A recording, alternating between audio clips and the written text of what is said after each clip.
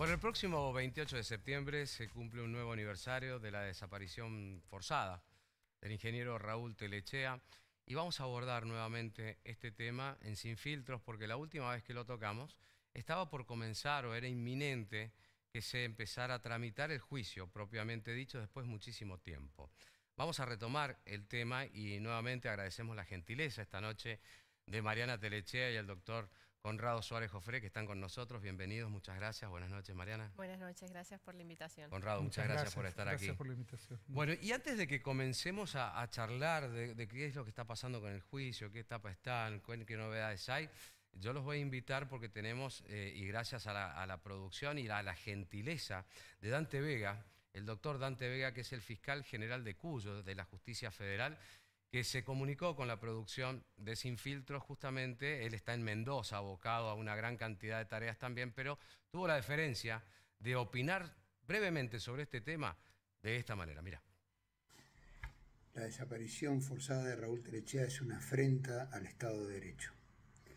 El juicio oral y público que se desarrolla en San Juan no solamente va a permitir descubrir la verdad sobre ese acontecimiento y determinar sus responsables, sino también llevar reparación a las víctimas, a su familia, a sus amigos, a sus seres queridos, a sus conocidos, que sufren las consecuencias de ese delito día a día. Mientras no aparezca Telechea, ese delito continúa en el tiempo y permanece sus pérfidos efectos en ese grupo y en la sociedad toda.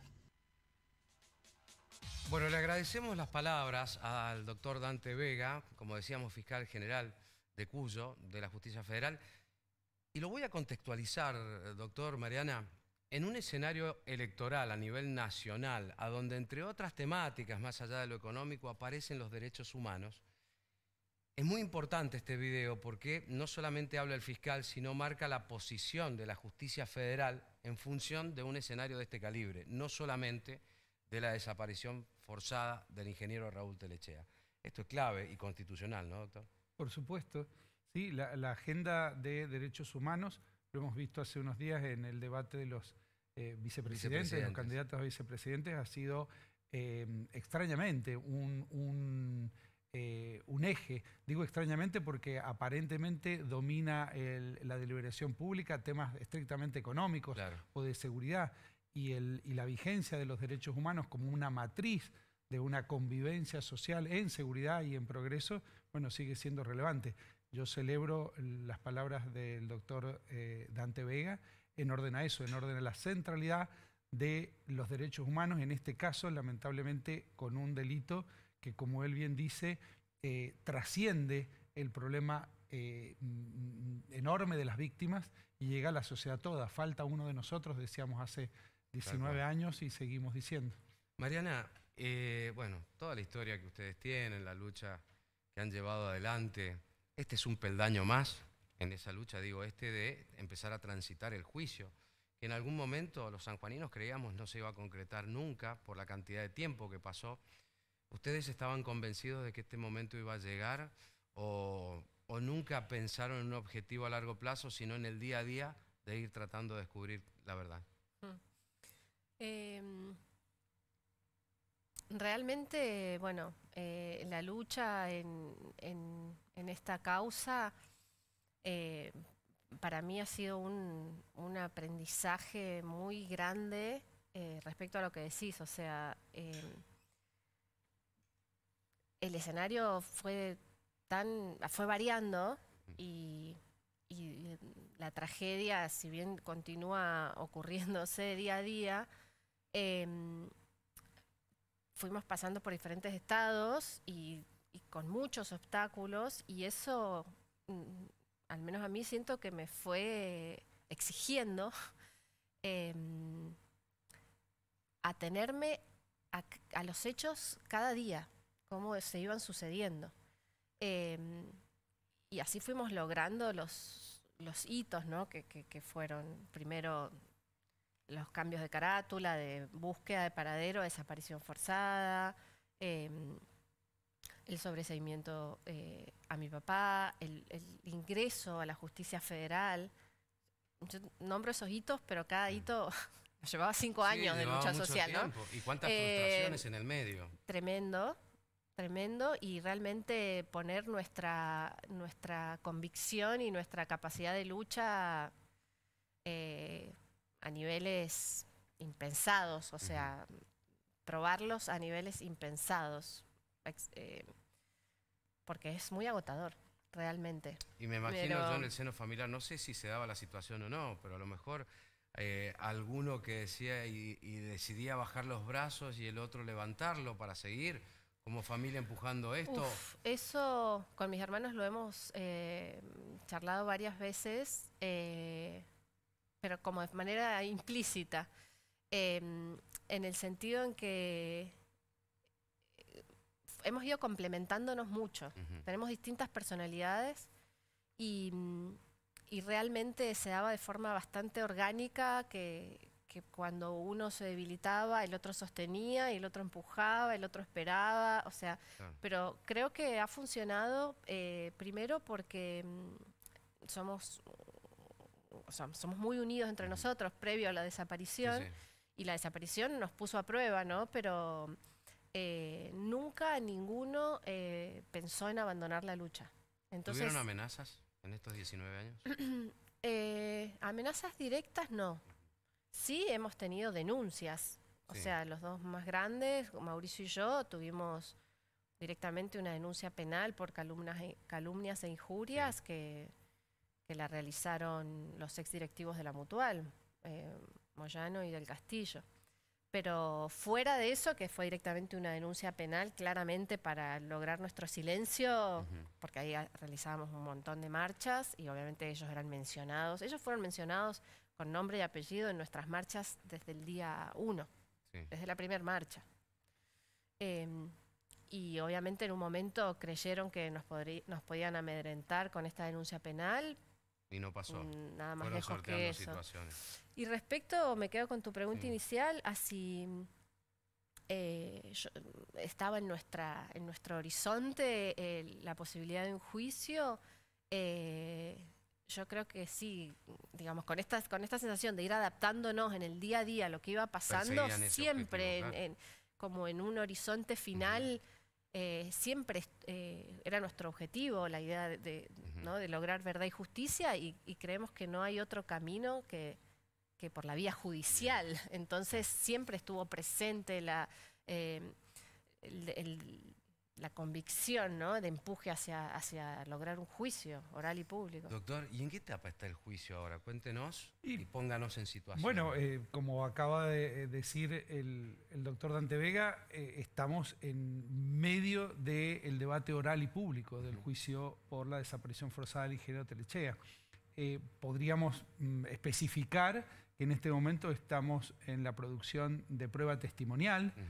Fueron aceptados 151 testigos, han ya declarado 109, 110, faltan 130 testigos. Algunos han muerto, algunos han fallecido, se van a incorporar por lectura, en algunos casos por lectura implícita, en otros lectura efectiva, material ahí en el debate. ¿Y aparecieron testimonios reveladores, cosas que no sabían o que ustedes presumían y que necesitaban que aparecieran y se aparecieron en estas testimonios? Y también aquellos que ni siquiera conocíamos. Todo lo que usted pregunta, Mauricio, y algunas revelaciones que eran a su vez ignoradas para nosotros. Hay un capítulo muy importante que tiene que ver con la Comisión Especial de Investigación que se creó a regañadientes después de que el juez Gil incluso imputar al jefe de policía de aquel de entonces, me refiero al comisario González, Miguel González, y finalmente se creó la Comisión Especial de Investigación que tuvo varias conformaciones. Bueno, los testimonios de esas distintas conformaciones a lo largo de los años han revelado elementos que también han sido revelación para los acusadores, en relación a dinámicas de trabajo, en relación a determinadas actuaciones, hallazgos de elementos, cuestiones que no están en el expediente. Eso es algo sumamente importante. Nosotros seguíamos también, entre otras muchas cosas, la línea de elementos que entendíamos que la policía había realizado, pero que no se había informado a la justicia. Eso ha sido comprobado. En algunos casos hemos tenido sinsabores y en otros casos digamos, sorpresas alentadoras de testigos que ni siquiera pensábamos que detentaban información que han vertido. Por supuesto que van a ser los jueces los que determinen en función de la evolución. Yo calculo que debe faltar medio año más por lo menos para avanzar. Estaríamos pensando en mitad del año que viene o en el segundo semestre del año que viene a lo mejor alguna novedad de resolución de esto. ¿Pero cree que van confirmando en función de la evolución del juicio lo que ustedes creen y por eso están sentadas en el banquillo de acusados esas personas? Nosotros entendemos que estamos confirmando, que estamos comprobando en gran medida la hipótesis acusatoria y yo lo diría en términos genéricos para no entrar en detalles que obviamente no resisten los tiempos televisivos. Pero tenemos un responsable optimismo. Nosotros somos optimistas porque vamos confirmando determinados elementos que nos habilitan a mantener ese optimismo. La pata de la policía y de la justicia. Acá ustedes, y acá no sé si me pueden explicar con elementos probatorios o con presunciones. Yo se lo voy a preguntar desde el punto de vista de la presunción. ¿Qué creen ustedes? ¿Hubo mala praxis o hubo un intento de ocultar una situación? No, claramente la hipótesis acusatoria, me refiero tanto a la del Ministerio Público Fiscal como a los querellantes, más que una mala praxis, hay una buena praxis, una práctica sumamente exitosa para ocultar elementos y gravísimo, transformar entonces lo que debía ser investigado en un profugamiento del ingeniero Telechea. Justamente esa es la materia a probar. Cuando nosotros decimos que tenemos un optimismo responsable, es justamente porque entendemos que vamos comprobando justamente ese material por sobre todo. Mariana, esto repercute muchísimo en la gente en San Juan. ¿Lo vivís así en la calle? ¿Cuál es la percepción del tema Telechea en San Juan, según la propia familia Telechea? A ver, son dos cosas distintas en el sentido en que en términos generales realmente percibo que la repercusión de nuestra causa o de la causa Telechea, que creo que es nuestra, digo porque se inicia en la familia, pero creo que es de todos, tiene una gran repercusión, tuvo y tiene una gran repercusión que también se ha ido modificando. Porque cada vez con el pasar de los años, hemos ido recibiendo más apoyo. Primero había como un poco de temor en cuanto a algunas personas a acercarse a nuestras marchas o acercarse a la causa, preguntar por la causa.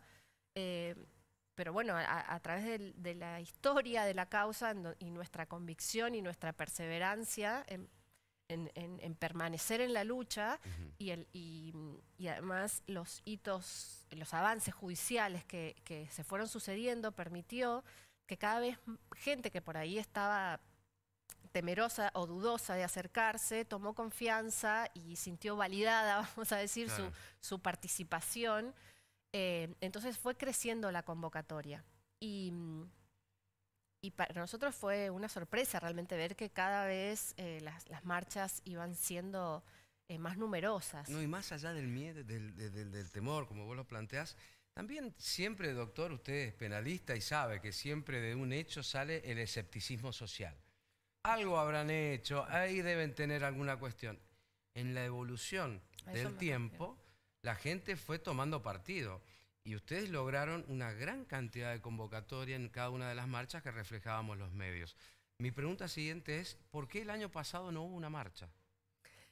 Bueno, a eso me refería con las dos situaciones. O sea, una situación es el momento previo al juicio, que son 18, 17 años, y a partir de la elevación de la causa a juicio y del inicio del juicio, incluso nosotros inicialmente tuvimos como una actitud de expectativa, digamos, dimos como lugar a eso, El año pasado esperamos el inicio del juicio y no realizamos marcha. Recordemos que faltaba un mes o un mes y medio para que se iniciara el juicio.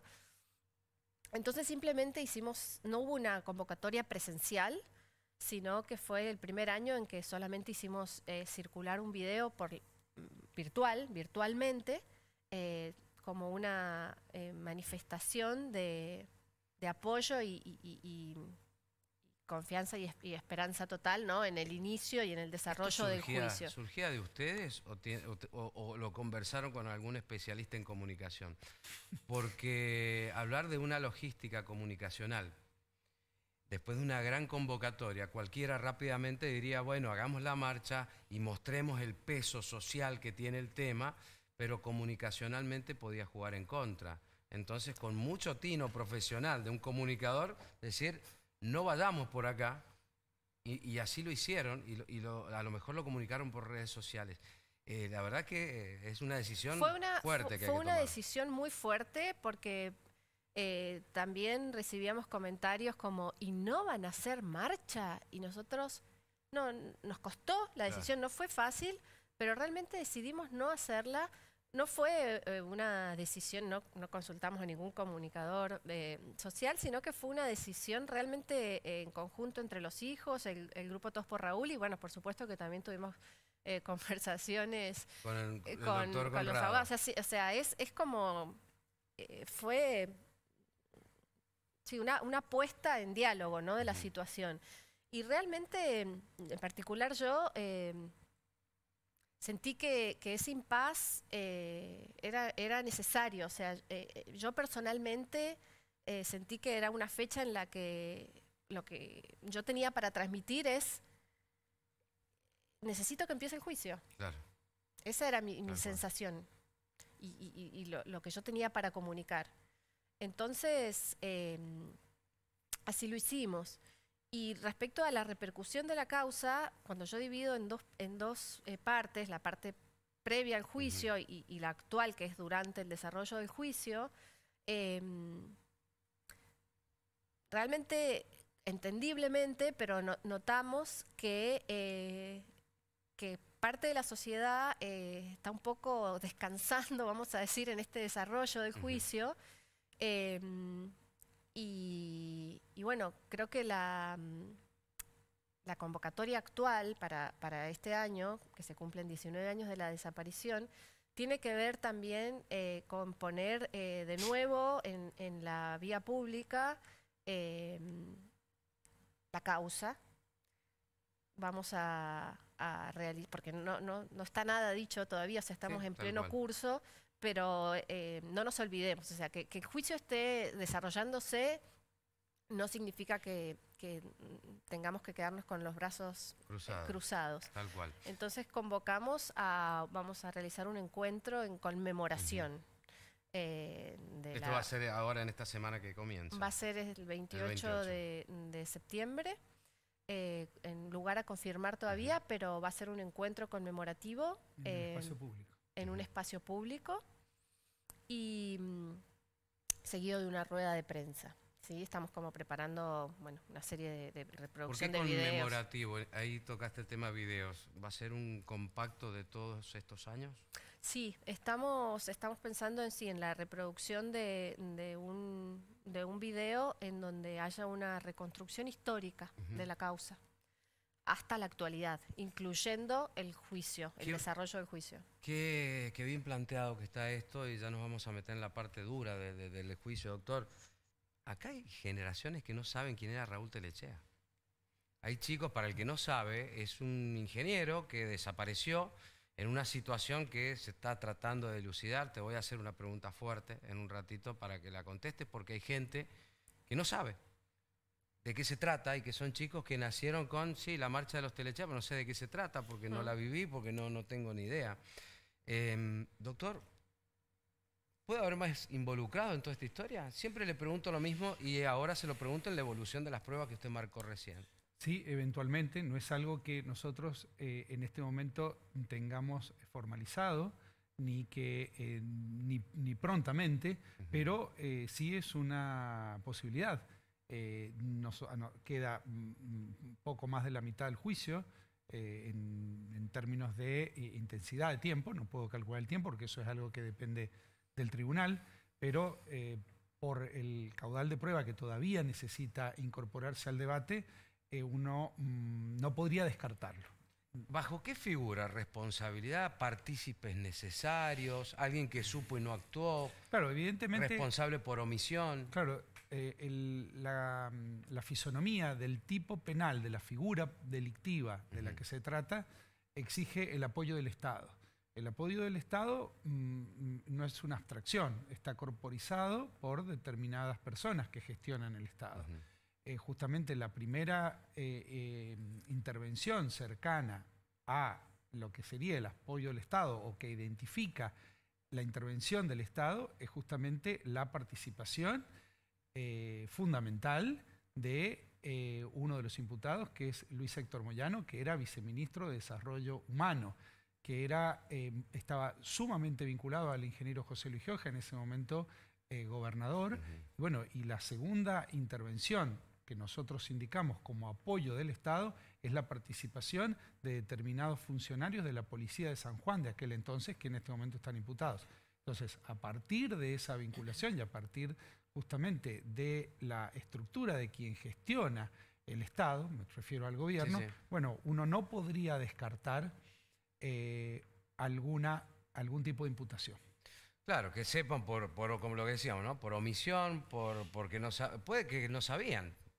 Che, hagan esto y no lo hacían como corresponde, o sí, pero queda abierta esa posibilidad. Sí, en la configuración del tipo de desaparición forzada es sumamente difícil el tema de la comisión por omisión, es decir, de la participación por omisión. Allí en realidad tiene más que ver con justamente esta autoría mediata o lo que se conoce como el hombre de atrás. Exactamente, y lo que vino después, ¿no? Porque después hubo mucha... Exactamente, uno muchos debe reclamos aclarar... que no se escuchaban como corresponde. Exactamente, y no solo eso, sino que cómo se direccionó tanto en la investigación policial como en la investigación judicial. Y hay un dato importantísimo aquí a decir, lo hemos dicho varias veces, usted lo ha consultado varias veces, jamás los hijos, ni mucho menos en la acusación formal, está incluido nadie en términos de haber planificado una desaparición, sino que el tipo penal admite tanto la autorización del Estado, tanto la aquiescencia, tanto como el apoyo. Nosotros entendemos, tanto el Ministerio Público Fiscal como la querella, que aquí hubo un apoyo, es decir, una situación posterior a un hecho que quizá no haya sido ni siquiera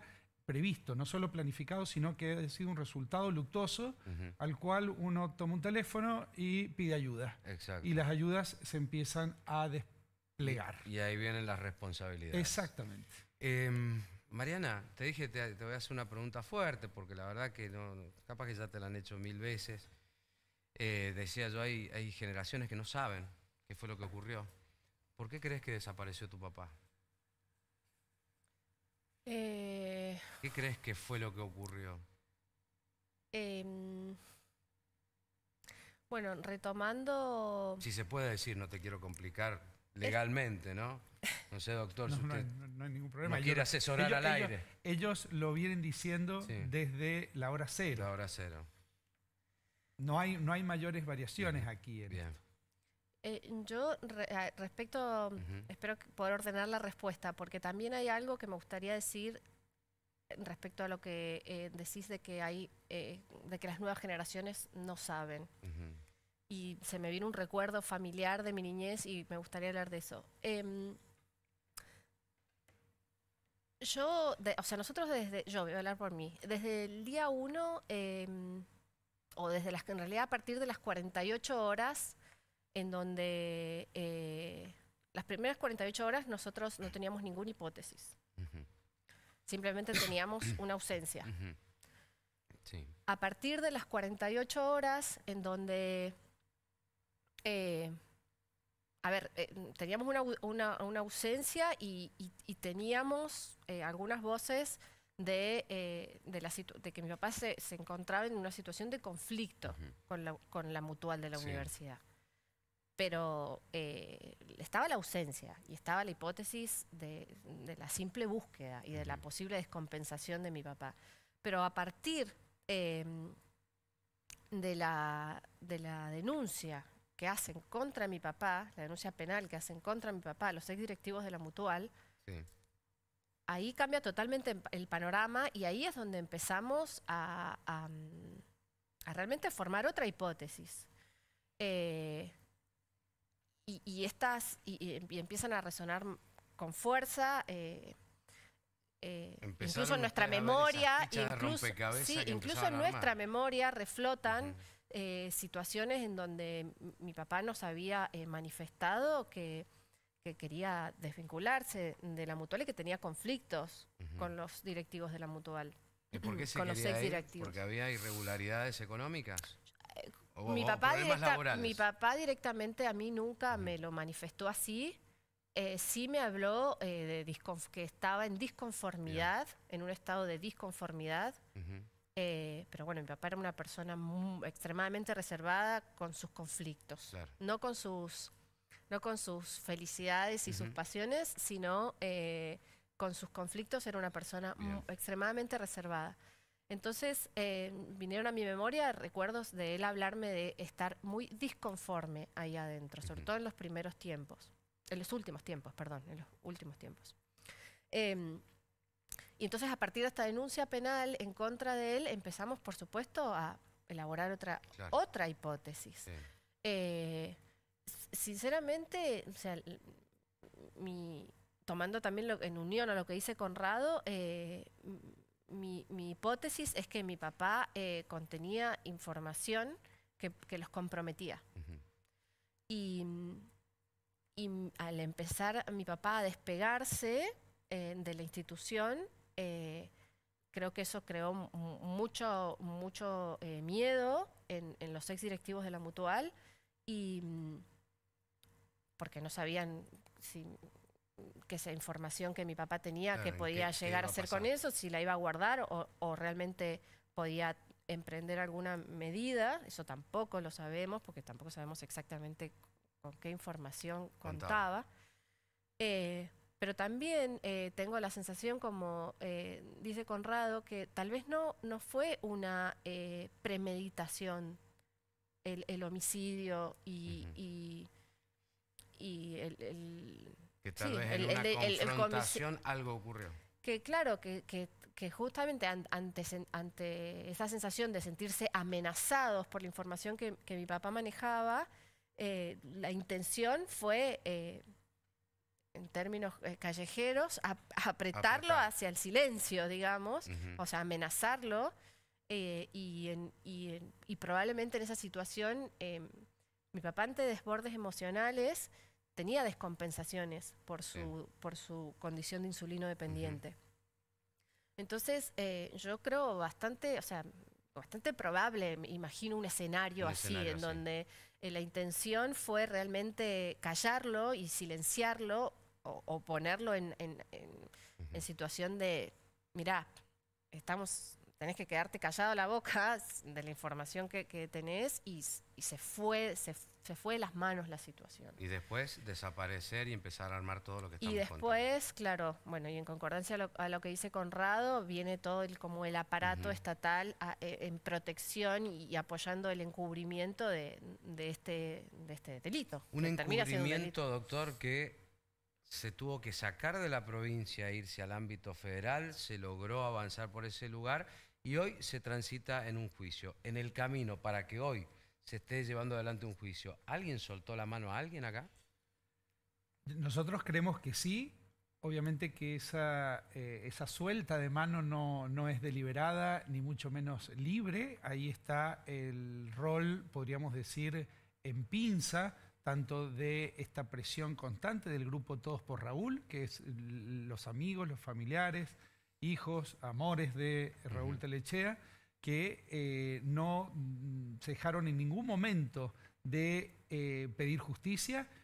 En pinza, decía, con el Ministerio Público Fiscal, que fue un baluarte en todo esto, no solo en la persona del doctor Francisco Maldonado, sino la persona del doctor Francisco Maldonado es evidentemente un factor fundamental, Sí, sí. pero hubieron allí algunos, en todos estos años, desde el año 2011, en concreto desde el 2012, cuando la Cámara Federal de Mendoza, la Cámara de Apelaciones, ordena la investigación que había sido previamente rechazada a partir de un dictamen del fiscal, bueno, un fiscal saliente, que me voy a olvidar en este momento el nombre, Juan Carlos Llanelo, perdón. Luego la Cámara ordena, se sustituye el fiscal, tenemos la intervención del fiscal Rachid de por medio, y esa presión del Ministerio Público Fiscal, presión técnica me estoy refiriendo, sí. Con un trabajo enorme del equipo de Fiscalía, bueno, obviamente que genera una situación en la cual soltar la mano ya tiene otra dimensión. Claro. ¿Está bien? Es decir, sí, sí. Donde ya evidentemente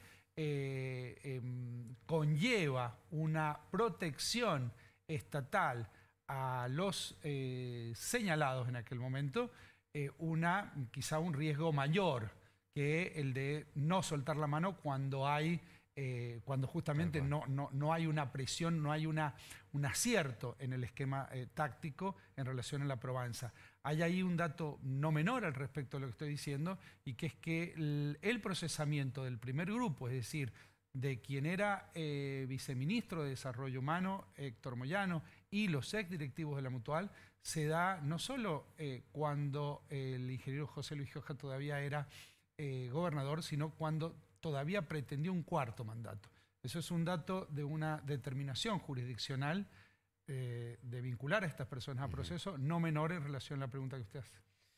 Bueno, estamos terminando la entrevista. ¿Puedo mencionar algo en relación a tu pregunta anterior? Sí. Cuando me preguntaste acerca de mi hipótesis sobre lo que habría sucedido con mi papá y del desconocimiento de las nuevas generaciones respecto a eso. Hay una situación, un recuerdo que me vino familiar que me gustaría mencionar. Yo recuerdo un domingo en una mesa familiar muy grande de la familia Toro, que es mi familia materna, en donde estábamos, yo creo que, no sé, habré tenido unos 9 años, y estábamos todos mis primos como dando vueltas por ahí, todos mis tíos y mis abuelos, y claro, mis tíos, como mis padres, sí sufrieron la dictadura, y se estaba hablando sobre ese tema, y yo me acuerdo que estaba muy conmovida con mis 9 años escuchando esa situación. Cosas que yo jamás podría haber imaginado por mí misma si no me las cuentan. Y me parecía una película de terror lo que estaban contando, y era más choqueante aún porque yo sabía que lo que ellos estaban contando había sucedido. Claro. Y hablaban de los desaparecidos y yo no lo podía creer. O sea, no, era una categoría mental que si no me la cuentan, insisto, es inimaginable para una persona, más para una niña. Y yo después de esa mesa de escuchar todo eso, yo me acuerdo que como que mi conclusión, se ve que para descansar del horror que estaba escuchando fue, pero bueno, eso ya pasó. Ya no está. Ellos hablaban con una especie de tranquilidad, como, bueno, lo que hemos pasado, pero lo hemos pasado, ¿no? Esto es pasado. Y entonces yo me quedé mucho con esa tranquilidad de, esto es una época de terror, pero por suerte, pero esto no va a pasar más. Fue yo con mi sensación de nena, como pude cerrar ese episodio. Yo lloré un montón, me acuerdo escuchando a mis tíos y a mis papás hablando de las situaciones, ¿no?, de dictadura. Y bueno, y es impensablemente, pero o sea, yo fui víctima realmente de un episodio de desaparición. Y me volvió a tocar como un impensable, como un episodio del terror que yo había cerrado en esa reunión familiar. Y por ahí a las nuevas generaciones tienen un poco esa sensación. Sí. Incluso tal vez las nuevas, más no sé, los millennials, vamos a decir, ni siquiera tienen una mesa familiar para que sus padres o sus tíos comenten sobre las vivencias que tuvieron en esa época, ¿no?, de dictadura, porque sus padres son más jóvenes. Claro.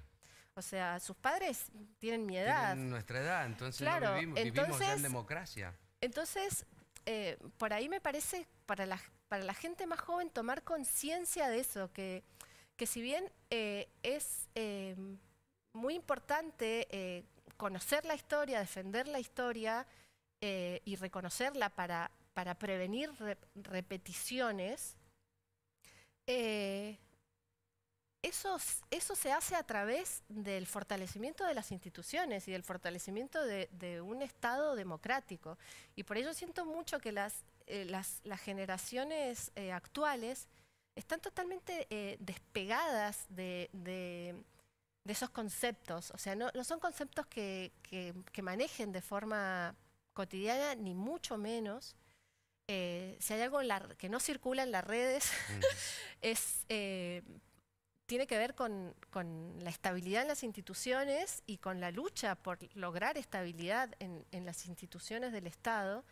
Y a mí me parece muy fundamental realmente que ellos tomen conciencia de eso, porque, insisto, yo desde mi lugar de niña, nacida en democracia, lo viví, lo estoy viviendo, como un impensable. ¿Cómo te pega que en una campaña electoral se hable de derechos humanos? Gente que vivió la dictadura y que vivió la democracia y que vos estás padeciendo carencia de derechos humanos en esto de la desaparición de tu papá. Es muy, obviamente, chocante y no quiero entrar como en cuestiones partidarias.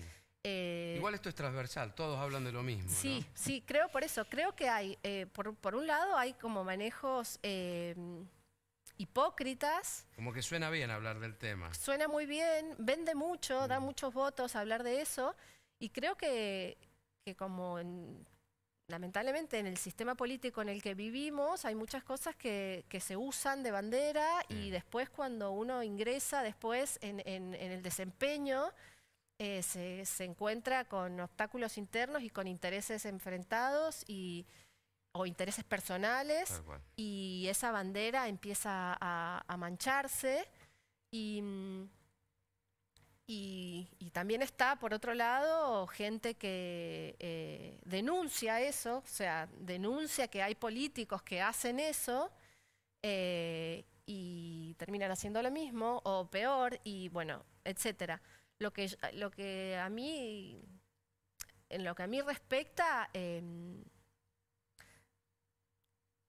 no me queda otra opción que ver mi propio camino individual y cómo yo desde mi individualidad puedo luchar para que esa situación de estabilidad institucional y de fortaleza de un Estado democrático se logre lo mejor posible. Mariana, muchas gracias por haber venido. Gracias Mucha suerte a ustedes en esta etapa que están transitando ahora, doctor. Muchísimas gracias. No, gracias a usted, Mauricio. Y por supuesto que no va a ser la última vez que vamos a hablar de este tema en este transcurso del juicio, y que cuando llegue a alguna conclusión esperemos que después hablemos de otras cosas mucho más interesantes en una evolución de la vida que tan merecido lo tienen ustedes, porque han tenido un paréntesis horrible hasta este momento de 19 años. Impensadamente extenso. Exactamente. Así que bueno, serán los alegatos o antes, ya veremos.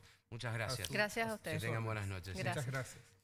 Caso Telechea, tema para charlarlo, para analizarlo, contarle al que no sepa bien en el detalle cómo viene toda esta historia. Hay mucho para investigar. Entrás en los archivos de la tecnología hoy y podés empaparte de toda esta historia que tiene muchos vericuetos, y que todos estos vericuetos se están analizando y volcando en un juicio que lleva ya un tiempo importante y que va a tener un tiempo importante por delante, porque hay mucho para prender la luz en ese aspecto. Y esperemos que tenga la conclusión para que se haga justicia verdaderamente. Así que esto es parte de lo que ha pasado en San Juan y te lo estamos contando. No nosotros, los protagonistas. Nos vamos a la pausa, ya venimos.